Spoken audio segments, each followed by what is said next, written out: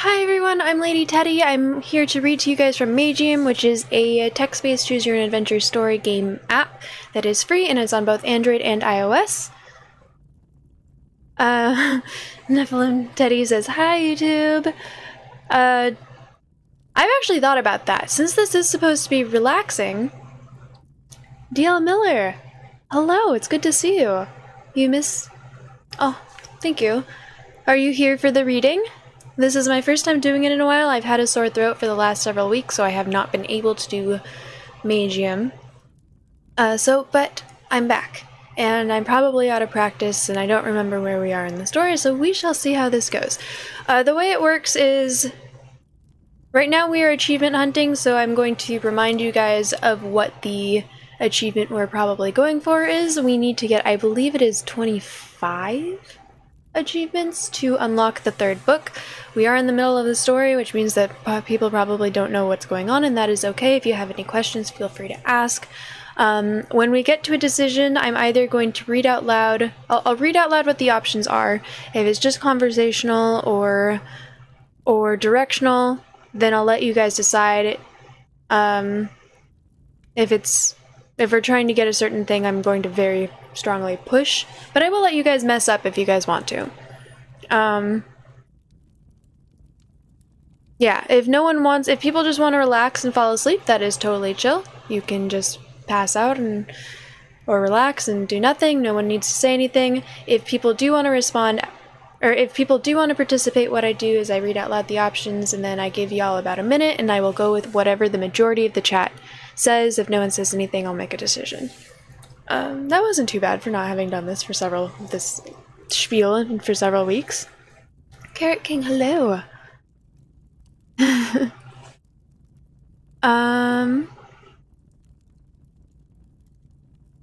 And I could already feel my throat getting sore because I'm not used to, like, just thinking about reading. Wow. I have thought about this. I don't think the fireplace is loud enough. There we go. Since this is supposed to be relaxing, and I know that at least 2 people have told me that they listen to, if people don't want to play this for themselves and they do want to know what's going on, all of my previous Magium readings are in a Magium playlist on YouTube that I have directly linked. So this is right here, and if you're listening to this on YouTube, then I'm sorry that you have to listen to this every single time. And I lost my train of thought again. This is gonna go swell. Oh, do you guys think that I should turn the lights off and do the dim lighting since this is supposed to be relaxing? And people listen to this to sleep and stuff? Oh, I mean, I could edit these, and once I do dim lighting, okay. I will turn down the lights then. And for the people who do watch these on YouTube, you can let me know what you prefer in the comments. I'll go turn that off.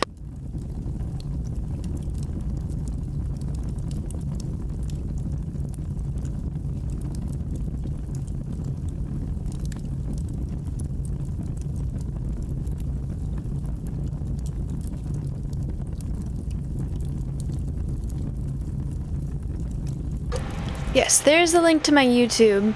I also have the Magium playlist directly linked if people would like that as well. So if this is better, just I'll stick to this.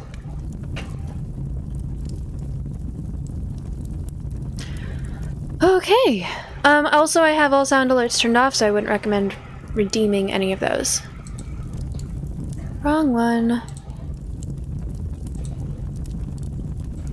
I haven't used theater mode in a while. Completely forgot about its existence, if I'm being honest. Okay, so we are starting chapter 3. Oh, I need to pull up the... Thank you, Raynor. Me too. That was really annoying.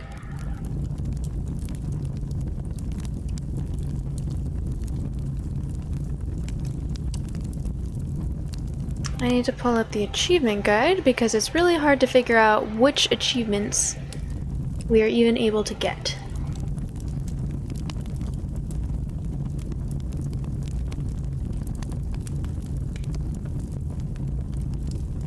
Since this is such a complicated story, there are certain ones that, based on decisions and stats, we just won't be able to do. So, book 2.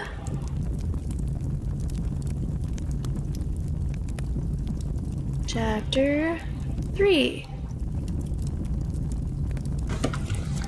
And there's only 2 achievements for this chapter?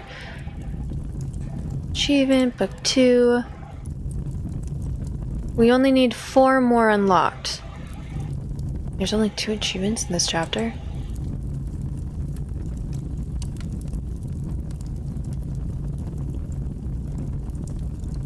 Okay, and we will be able to get this.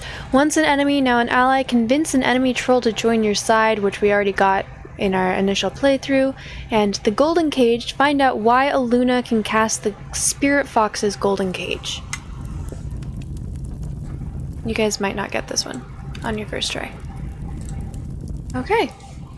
So what's going on in the story right now is we are... the main party was there when a noble was killed, and they're taking the blame for it. So as punishment, they are being put in a life and death gladiator-style arena where they're going to be fighting against monsters and stuff in division groups. And they've all been separated. And if they survive, then the gods will have deemed them innocent and they can leave. But the person who's in charge of the tournament is trying to make sure that they definitely do not survive.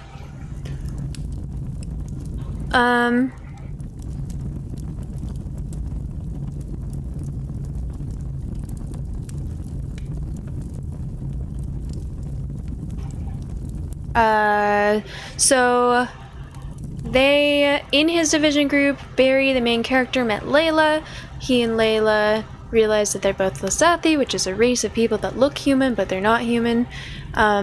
Because they were Losathi, they were able to unlock a secret trap to go below the tunnels and sabotage the arena. They killed a bunch of monsters, and then they ended up running into Aluna, who is a member of the party that was not there, so she's not being punished.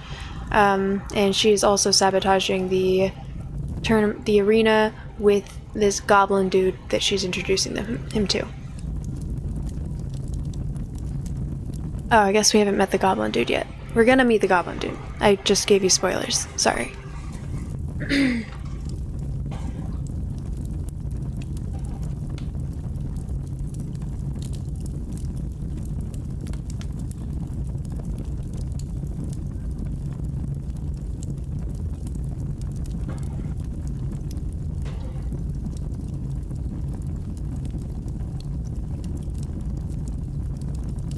Aluna's friend was waiting for us in an area not far from the one where the trolls ambushed us.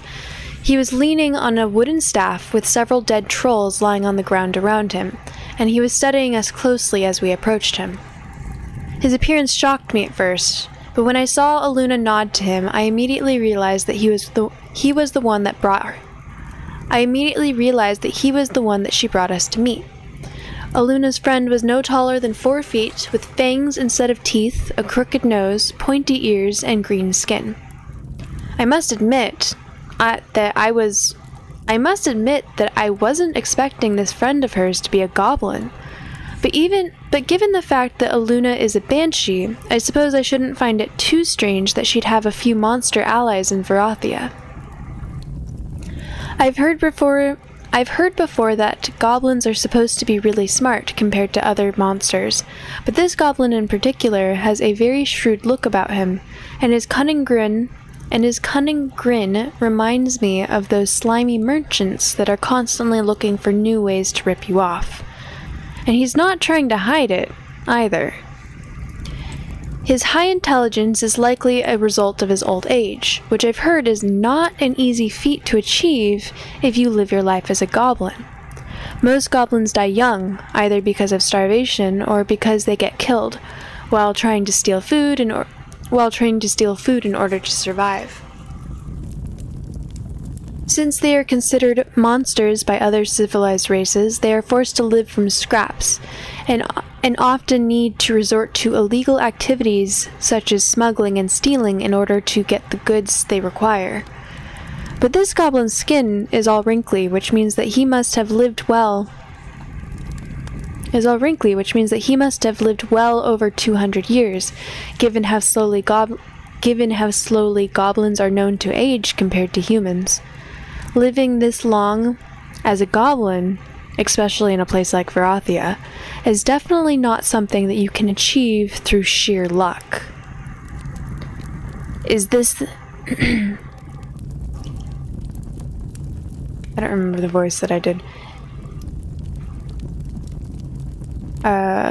Is this... I don't remember the voice that I did for him. Is this the... I'm just gonna read. Is this the Lisathi that you were talking about, Aluna? The goblin says, in the common language, as he looks towards me. Yes, Aluna says. And the Lisathi girl, the goblin asks, is she from your group too? The Lisathi girl is apparently a teammate of his arena division, Aluna says. I only just met her myself. The goblin says. If she's a gladiator, then I suppose I can safely assume that she has nothing to do with Meredith's group. I'll admit that I was a little worried at first. Hold on, I say. You're telling me that you can both tell she's a Lisathi just from one glance? If your magical sense is sharp enough, you can tell the difference between a human and a Lisathi with minimal effort, as long as you study their auras closely, Aluna says. However, when you've dealt with as many Lisathi as we have, it becomes second nature.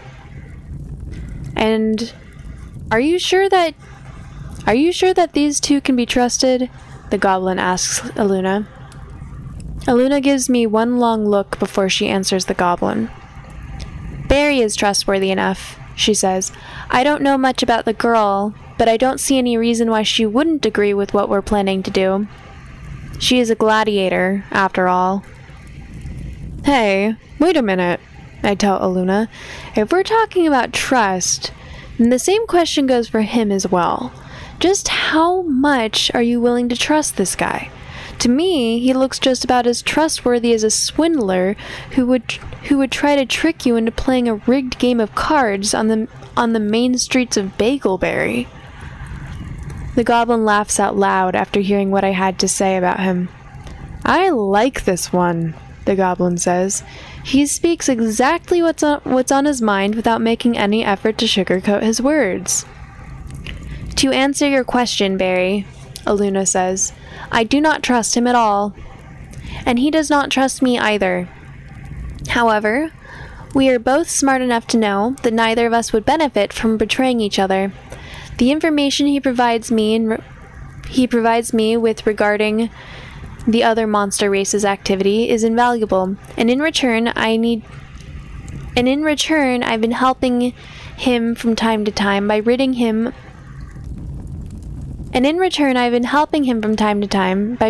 of some of his enemies, or by joining him in covert missions such as this one. And what exactly is this covert mission that you're talking about? I say. There's a minotaur being held here, in these tunnels, the goblin says. They call him the undefeated champion of the arena. You are supposed to be fighting him in the second round, provided you survive the first one. I want to make him an offer. What offer? I ask. I will offer him his freedom if he agrees to join my goblin camp and be part of my army. The goblin says.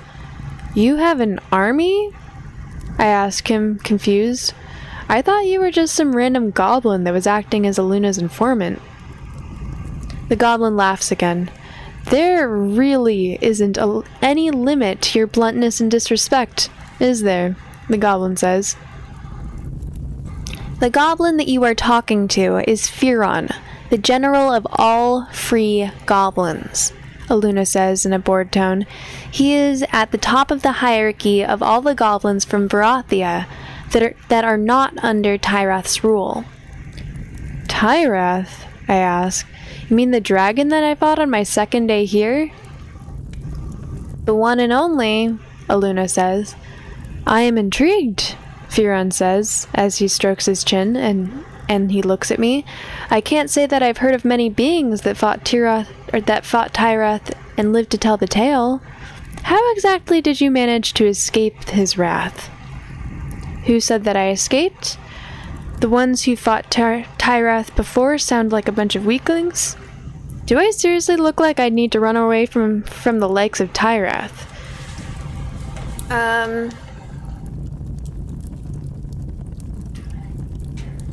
So,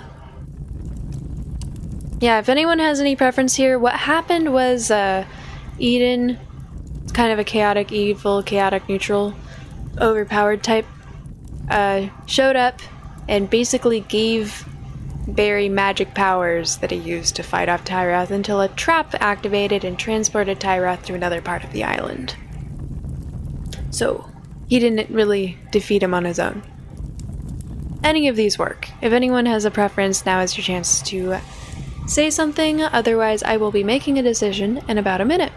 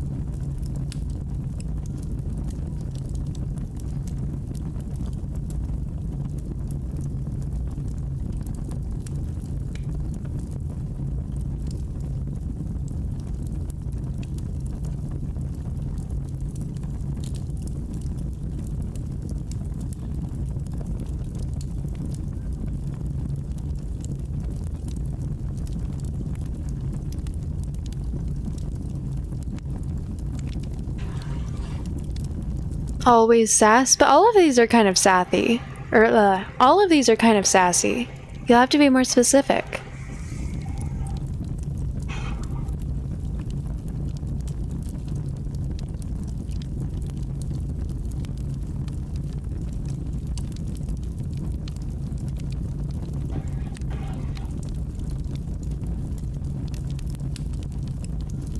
Okay, we'll go with the third one then.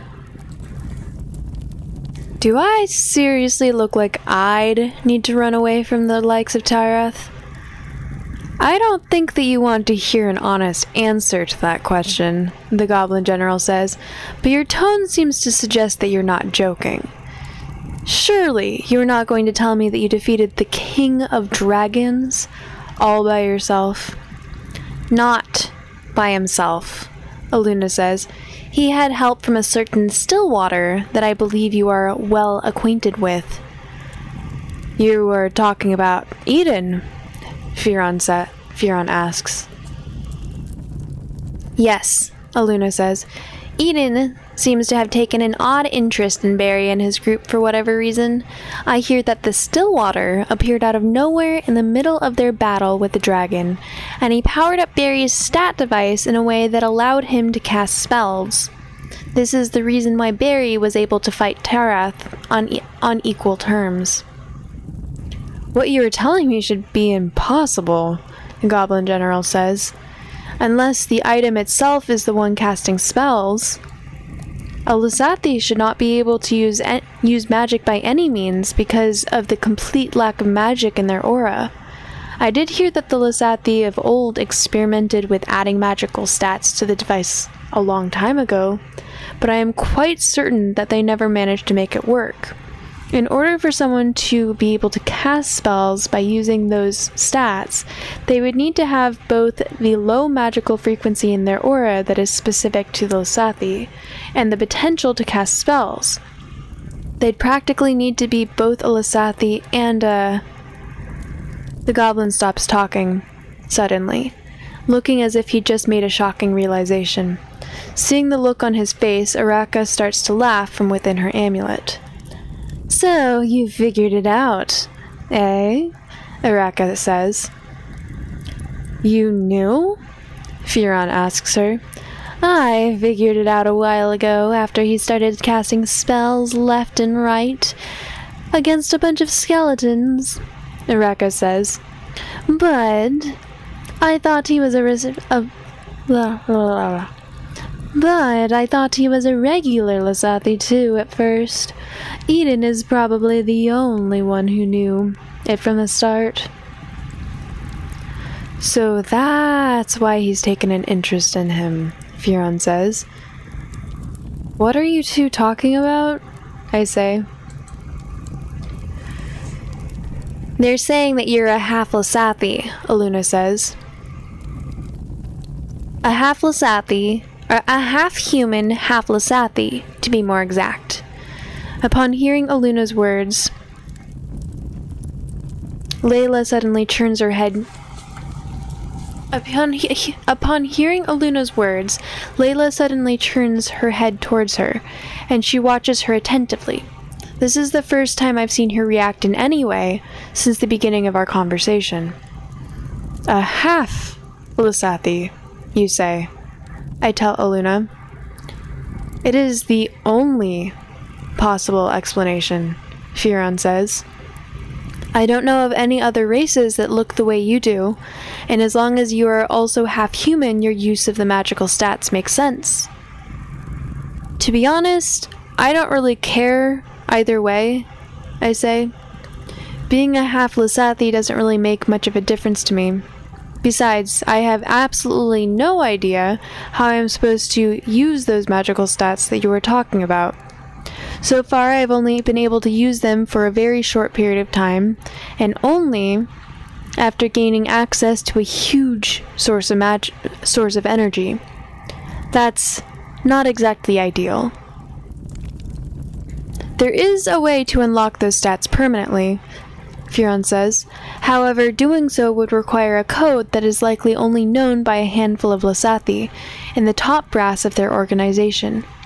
I wouldn't realistically expect you to get a use out of those stats anytime soon.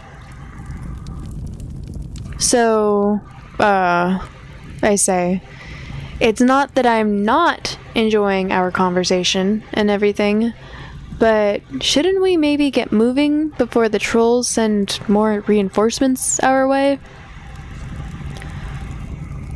Why would they send any reinforcements? Firon asks. I already took care of their scouts. He then gestures towards all the dead trolls laying on the ground around him. Nobody else should know that we're here, Firon continues.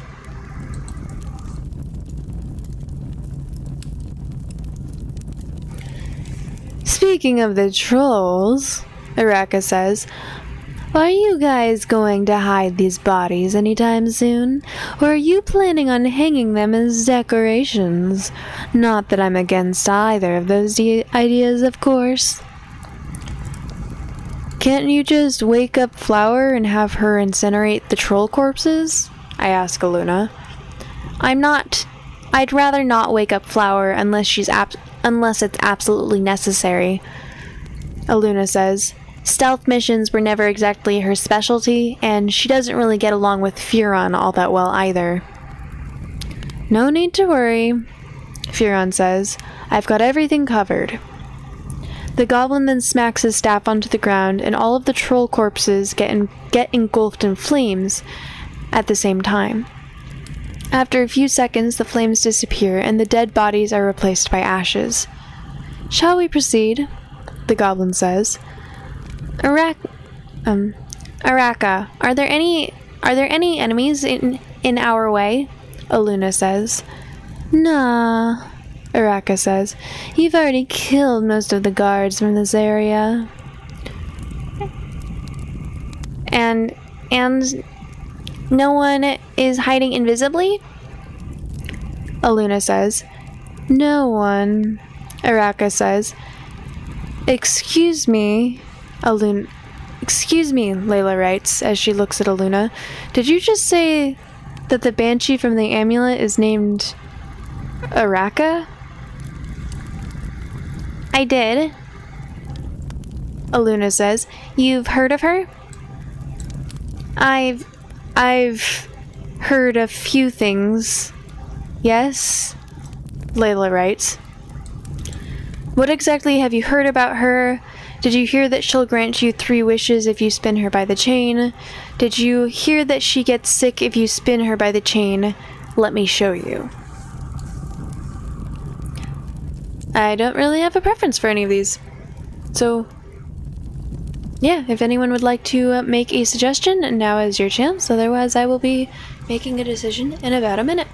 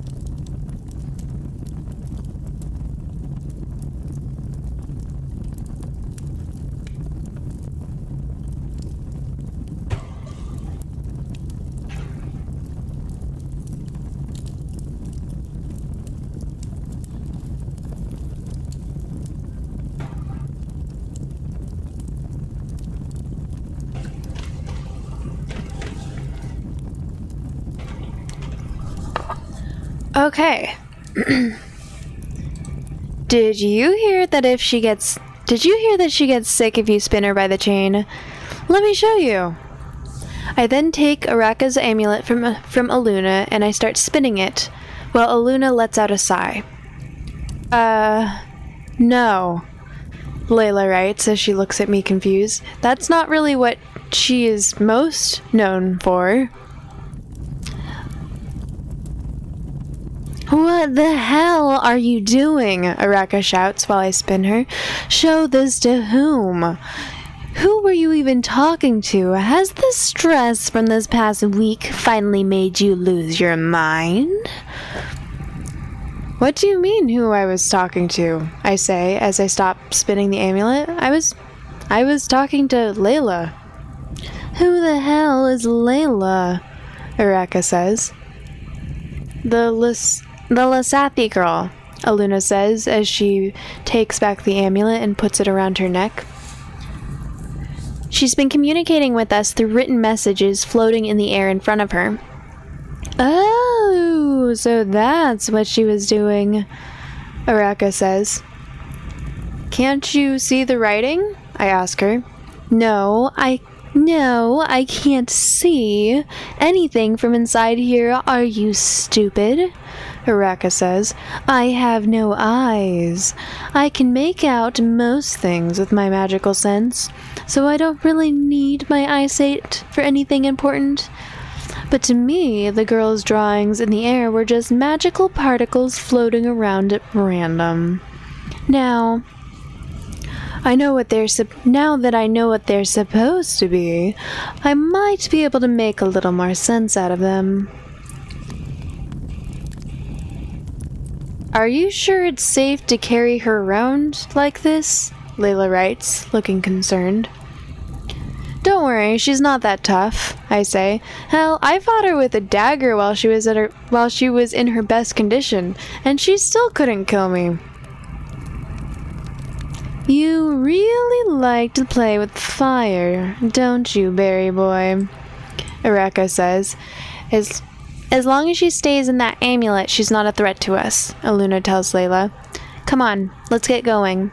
We're standing in one place We've been standing in one place for long enough. She pauses. But before that, she says, I'm going to cast a few healing spells. Most of your wounds seem to be older than 1 day, and they're not severe, so I should have no trouble healing them completely. Barry, I have no idea if the blood on your clothes comes from your wounds or from the trolls I killed earlier, but if you need healing, I'll tend to you afterwards. Thank you, Layla writes, as Aluna begins to cast her healing spells. After Aluna is done with the healing, the Goblin General takes the lead, and he guides us through an empty tunnel on the opposite side. And he guides us through an empty tunnel. On the opposite side of the tunnel we came in from.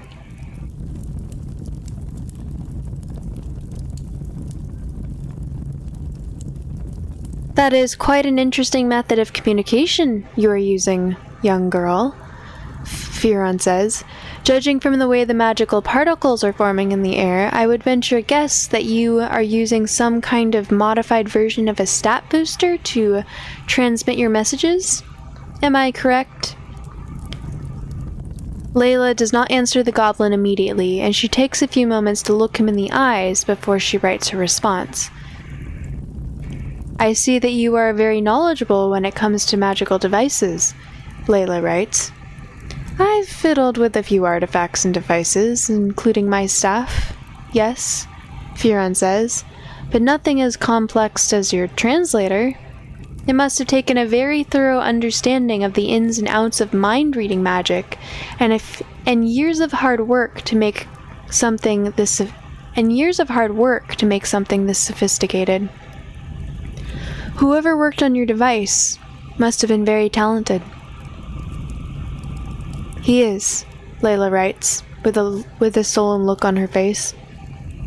So, I say, why are you looking to invite the Minotaur into your army? Are you planning to go to war? Are you planning to go to war against the dragon?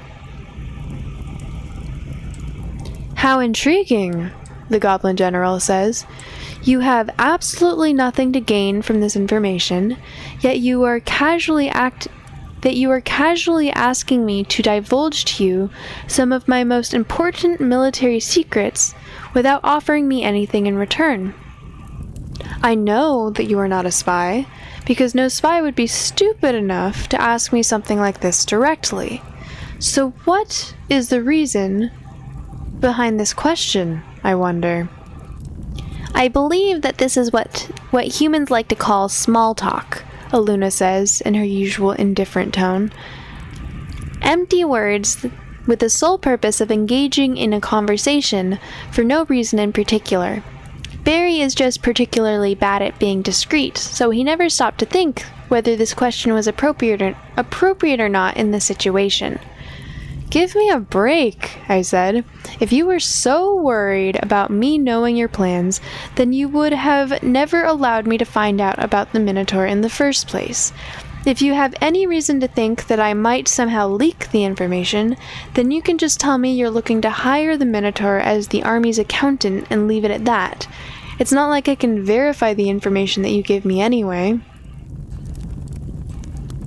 Ah, so you're not completely stupid after all, Firon says with a smirk. That is a relief. Well, in that case, as you've said, the Minotaur will be joining our accounting team as soon as he completes his training program. I am expecting great things from him in the months to come. Araka laughs. If I were you, she says, I'd make the Minotaur do the accounting anyway, just to mess with him. I hear that jobs that do not require physical labor are considered to be the most dishonorable by Minotaur standards. I'll keep that in mind, Firon says, as he knocks on a wall with his staff and a secret path opens up in front of us. You really know your way around these tunnels. Huh, I tell the goblin as we enter the hidden corridor. Firon Firon spends a lot of his time exploring hidden passages and underground ruins, Aluna says. His hobbies are not much different from those of Flower in that regard. Now, Aluna, Firon says, there is no need to insult me like this. After all, isn't it due to my so-called hobby that we have managed to remain undetected thus far? I would appreciate it if you refrained from comparing me to your dim-witted companion over a small similarity such as this. Oh, Aluna says, did you forget perhaps that it is thanks to my dim-witted companion that you were able to build that staff of yours? We would have never met in that cave 20 years ago if not for Flower's unrivaled stupidity.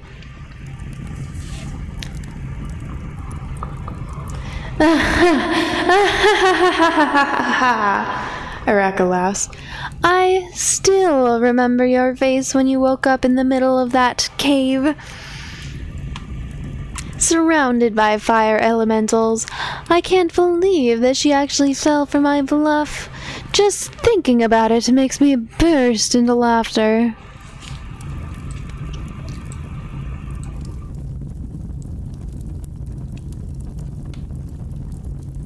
Hello? We hear a voice coming from a dark corridor to our right. Is anyone there? Can you help me? Can you hear me?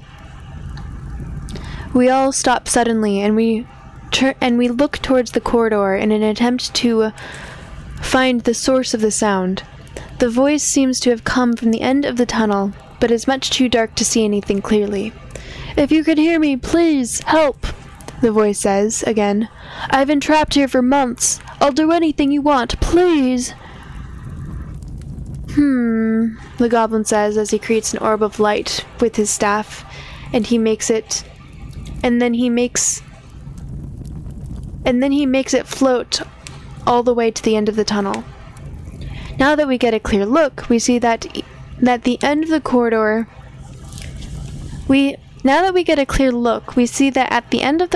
there is a locked cell which holds only one prisoner, a tiger. Were you the one that was calling out to us earlier? Firon asks the tiger. Yes, the tiger answers him. Please, let me out of here. I'll do whatever you ask. Oh, the goblin says with a mocking smile. Are you certain it's a good idea to be addressing us in common like this? I heard that the old fox is executing anyone who dares speak in this language nowadays. The golden fox can go to hell, and so can her rules, the tiger shouts. I'm never going back to that horrible place ever again. You do not wish to return to the fox's domain, Firon says.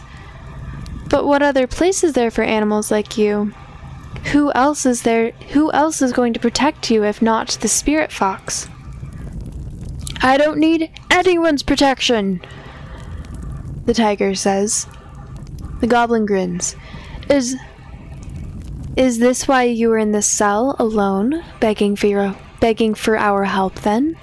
He says. Because you do not need anyone's protection. The tiger lowers his head, and he does not say anything. Let me see if I understand this fully, Firon says. From what you've hinted so far, I'm assuming that you'd abandoned the fox's domain long before you've been captured. Am I correct? Yes, the tiger says, with his head still lowered. Were there other animals captured alongside with you? Firon asks. No, the tiger says. I've been living by myself ever since I left the sacred woods. I see, Firon says. He then makes his orb of light float closer to the iron bars of the cell, and the light from the orb begins to fade. Firon says.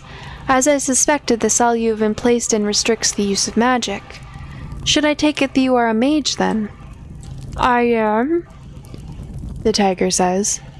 The goblin grins, and he turns his gaze towards me. It appears that I'm in luck, Barry, Furon says.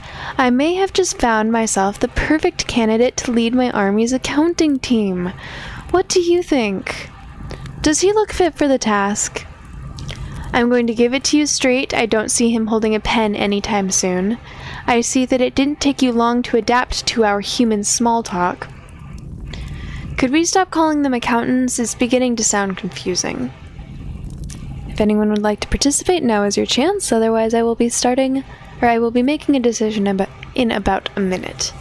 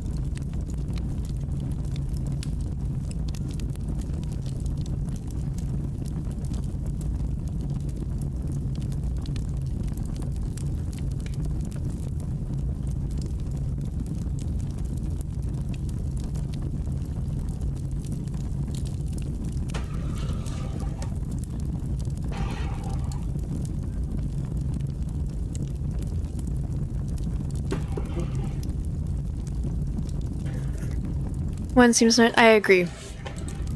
I'm going to tell it to you straight. I don't see him holding a pen anytime soon. Fortunately, he will not be needing a pen in order to lead his team, Furon says. He just needs to be good at calculations. I'm sorry, the tiger says. You want me to... What? The goblin laughs. Pay us no mind, he says. We are only jesting. Although you did say that you would do anything I ask, so you should not act so surprised, even if I made you arrange desk papers for a living. I suppose, the tiger says. Luna, could you take care of those iron bars for me? The goblin general says, the anti-magic properties of the cell do not seem to spread beyond those bars, so you should be able to slice them with your water whips from the outside. Very well, Luna says. She then conjures two whips made out of water that she appears to be holding in her hands, and she uses them to slice the iron bars into pieces. You are now free, Furon says, looking at the tiger that is now walking out of his cell. And by this I mean you are free to do my bidding. I really do hope that you are not planning to betray me and rejoin the fox immediately after we get out of this place. I assure you, that is not going to happen, the tiger says. The goblin says. May I ask what it is that the fox has done in order to lose your loyalty to such a degree?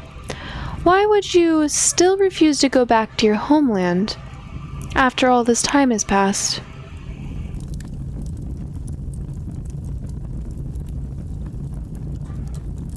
I have my reasons, the tiger says.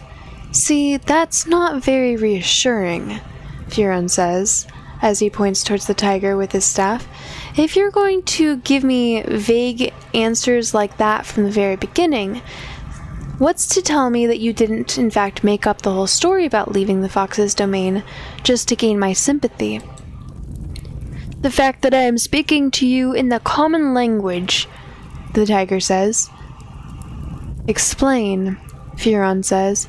Alea, the great golden fox, the tiger says, has a habit of interrogating all of the animals that return to her domain after a long period of captivity. The question that is always asked is if you'd spoken to any humans in common while you were away. There is no way to hide the truth from the great fox. As long as she is studying your aura, she can easily tell if you were lying or not. Even if I weren't in exile, like I said, going back to my homeland now would be nothing short of suicide. She would execute me on the spot. I admit that I have heard of the fox's I have heard of the fox's interrogations, Fox Firon says, but I assumed that she would make an exception for mages and for other valuable members of her community. The fox does not make exceptions, the tiger says, with a look in his eyes that seems to show both anger and terror at the same time. I used to think the same as you. Before she murdered the leopard's son in cold blood. The leopard? I say. You mean Leo? The leopard? Yes, that is who I was referring to, the tiger says. Her most loyal retainer. He still is. But that did not stop her from executing his cub for the heinous crime of begging for his life in common to a couple of human hunters. The leopard may have accepted her judgment, but I never will. The tiger pauses for a few seconds, and then he repeats to himself in a lower voice. I never will, he says. Ah, Firon says. Now things are starting to make more sense. If the fox later also executed your family in a similar manner to how she executed the leopard cub, I can see why you would choose to leave her domain forever. That would also explain why you left your homeland by yourself. The tiger is looking pretty angry after hearing the goblin's words, but he chooses to remain silent. You've said enough, the Firon tells the tiger. At the very least, I would find it very unlikely that you would return to the golden fox after all you've just said. Regarding your debt to me, I ask only that you accompany me to the goblin camp on my way back. If the life there is not to your liking, then you may leave at any point and consider your debt to me paid. I am, however, quite confident that you will choose to remain. And why is that? The tiger asks. You will understand once you get there, Firon says. Now, follow us. There is another prisoner that we need to rescue before we can leave this place. Another prisoner? The tiger asks as he joins us, and we all resume our walk through the caves. You don't mean the Minotaur, do you? Who else could I mean? Firon says. Is there anyone else here that would be worth the effort of releasing? I suppose not, the tiger says. The Minotaur is likely the only prisoner in this place aside from me who is not some mindless beast. I'm curious, I say. You say that all the creatures trapped in these caverns are mindless beasts, but I've also seen some saber-toothed tigers on my way here. Do you feel the same way about them, too? Of course I do, the tiger says. What kind of question is this? Well, they are tigers, I say. No, they aren't, the tiger says furiously. They are saber-toothed tigers, not tigers. How can you even compare the two? Barry is not from Varathia, Aluna says. Believe it or not, in the continents outside of Varathia, there isn't much of a difference between animals and creatures. A tiger from the western continent is just as much of a mindless beast as a saber-toothed tiger. You can't be serious, the tiger says. On the contrary, Aluna says, I am quite serious. I do not know if the high level of intelligence shown by the animals in Varathia is due to the golden fox's influence or due to some other factors. But the fact of the matter is that Varathia is the only place in the world where animals can speak. And it is the only place where they can live in civilized societies. Huh, Araka says. How does it feel to know that there are other... How does it know to feel that there are animals out there who are dumber than ogres? Did you think that you were anything special?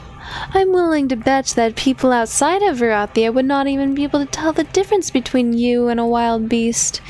To them, you are nothing but a mindless creature, no different from a harpy or a giant slug.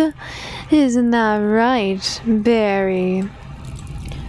Well, it's a bit hard to treat him like a dumb beast when he can speak common. Yeah, to me he's no different from a harpy, a giant slug, or a banshee in an amulet. Yeah, creatures and animals are all the same to me, to be honest. If anyone would like to weigh in, now is your chance, otherwise I will be, picking something in about a minute.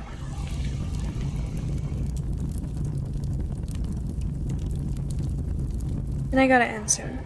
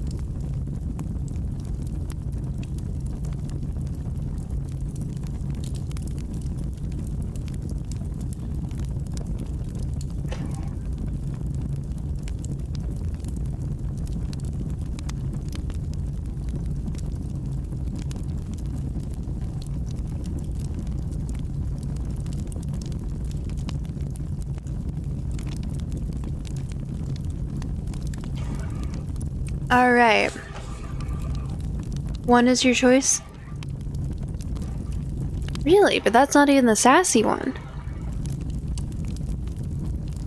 That is the least asshole of them. Well, it's a bit hard to treat him like a dumb beast when he can speak common. Don't worry, I have an easy fix for that, Araka says. Just ignore what he says. If you don't pay any attention to him, you'll find it much easier to treat him like an animal. Oh, I'm sorry, did I say animal? What I meant to say was creature. I'm always getting the two mixed up.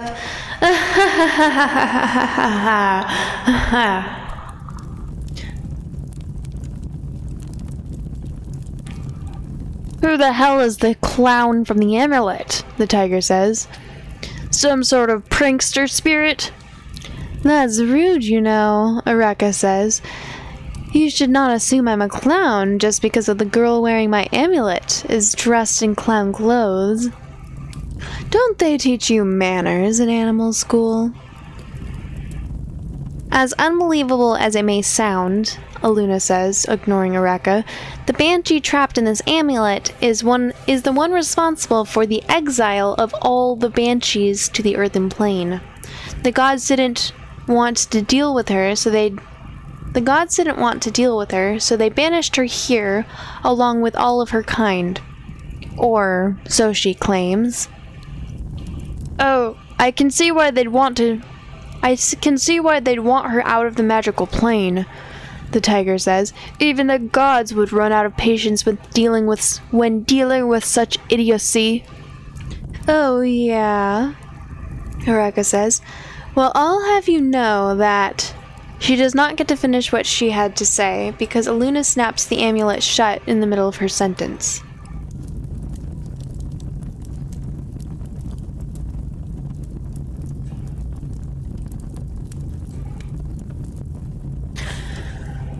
I've heard enough of this, Aluna says. We have more important matters to discuss right now.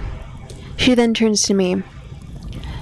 Barry, do you and Layla have a means of returning to your cells? Aluna says. I think I should warn you that Firan and I will be teleporting out of here as soon as we are free of the Minotaur, so we don't have to escort you. So we won't be there to escort you back. No, we don't have a means of returning to our cells, I say. The way we came is sealed shut and 100 feet above the ground. We need to find another way back. If you're looking to reach the main corridors below the arena, Firan says, there's a secret tunnel that I can open for you not far from where the Minotaur is located. You might have to get past several traps in order to reach your destination, however. That's awful nice of you, I say. Do not worry, Aluna says, seeing the mistrust on my face. Firan is not foolish enough to risk his alliance with me for no other reason than to amuse himself. He is not Araka. If he says there's a tunnel leading to the corridors below the arena, then he likely speaks the truth. I see, I say. Well, in that case, thanks, I guess. There's no need to thank me, Barry, Firan says. I never help people for free. There may be a time when I will be in need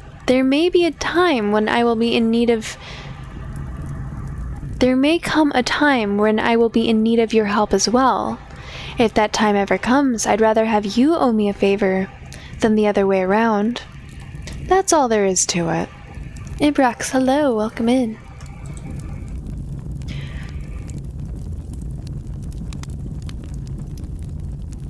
Firan, is this the last tunnel before the labyrinth?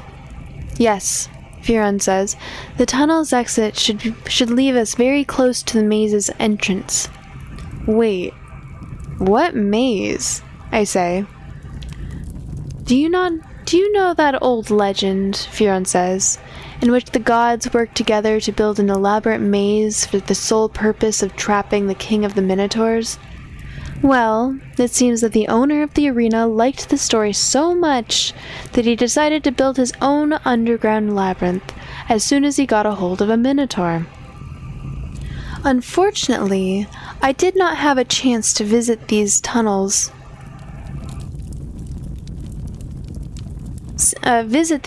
since the maze was recreated, so once we reach it, I won't know my way around as well as I have so far. I don't think that will be a problem, Aluna says, since there will likely be no need to hide ourselves anymore once we reach the maze. They will surely have caught on to our presence by then. I think that we should be able to handle their guards by ourselves easily, if worst comes to worst. But if worst comes to worst, I'll wake up Flower as well. I'm sorry, who is Flower? Layla writes, confused. Flower is the little girl inhabiting this body, Aluna says. You mean she's still alive? Layla writes, shocked. But aren't you a banshee? Didn't you consume her soul when you took over her body? Aluna laughs.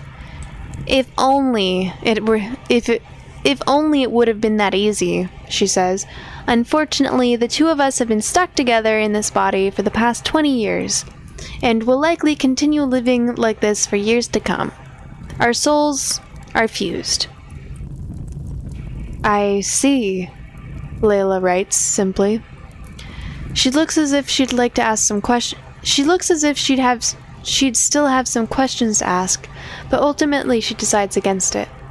As the tunnel's exit draws closer, Aluna reopens Araka's amulet, and she asks if she can spot any enemies nearby. Oh, now you want me to talk, Araka says. You're not going to close the amulet on my face anymore? Well, what if I don't want to talk? What do you say to that? If you're not planning to talk, then I have no further need of you, Aluna says, as she starts to close back the amulet. Have a good nap. Wait, Araka says, just as Aluna was about to close the amulet completely. Okay, fine. You win. There are some trolls much farther down the tunnel, but they're not in viewing range of the maze's entrance. The coast is clear. And I'm going to end here for today, once we've reached the cave's entrance.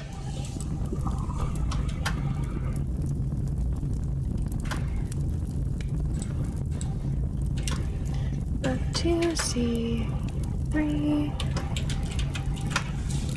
load.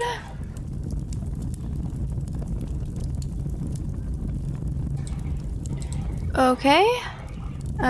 We haven't done any achievements, so I'm just gonna quit the game. Okay. And I don't really like reading out when I do reading streams because I know that people are likely, like, I know a lot of people fall asleep or just hang out in a relaxed state, and I wouldn't want to go somewhere that's disruptive and, well, someone's in a super relaxed state. So I am just going to end. I hope you all have a really lovely rest of your day or night or whatever it is wherever you are. Thank you everyone so much for being here. I really appreciate you guys, and have a really good rest of your night. Bye guys.